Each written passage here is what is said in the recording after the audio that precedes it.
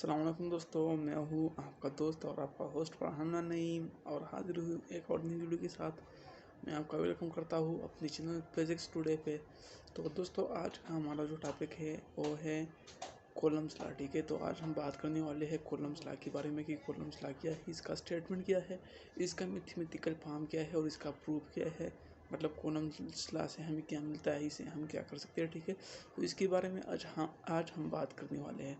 तो सबसे पहले मैं आपको बताता चलूँ कि कॉलम्स लॉ कहते क्या है। कॉलम्स लॉ ये कहते हैं कि the quantitative measurement of the force between two electric charges was first made column. ठीक है, तो ये 1736 से लेकर 1805 के दरमियान ये लॉ एक्सप्लेन हुआ है। ठीक है, कॉलम्स ने ये पेश किया था ये लॉ, जिसको कॉलम्स लॉ मतलब जो जिस साइंटिस्ट ने पेश किया था उसका नाम दिया गया कॉलम्स लॉ। ठीक है, तो इसका स्टेटमेंट ये है, the magnitude of the force between two point charges and are directly proportional to the product of the magnitudes of the charges and inversely proportional to the square of the distance between them।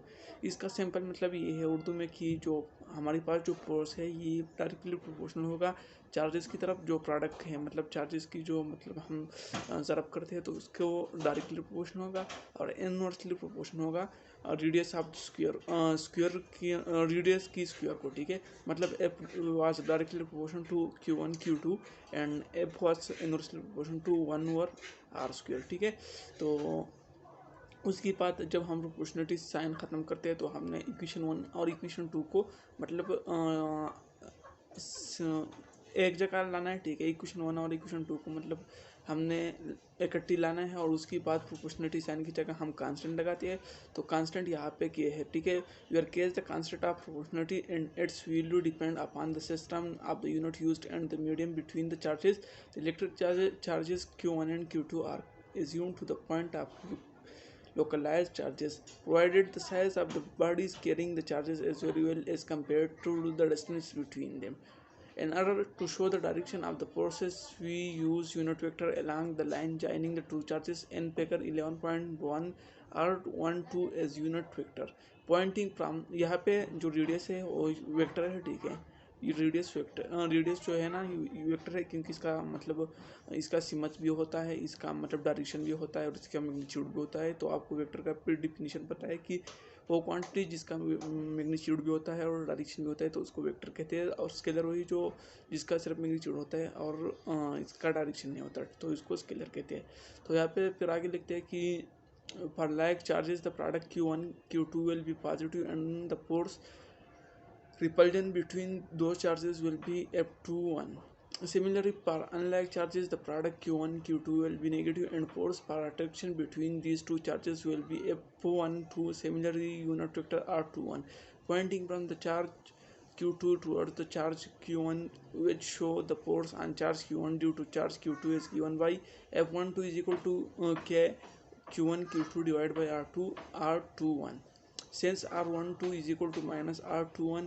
So from equation 11.3a and 11.3b we can write F21 minus is equal to minus F12, where F21 is the force exerted by the charges Q1 and Q2, F12 is the force exerted by the charge Q2 and Q1। Equation 11.4 shows that the two forces are same in magnitude but opposite direction, which is illustrated in figure 11.1b। The constant K can be generally expressed in terms of permittivity of free space I such that K is equal to 1 divided by R pi sigma।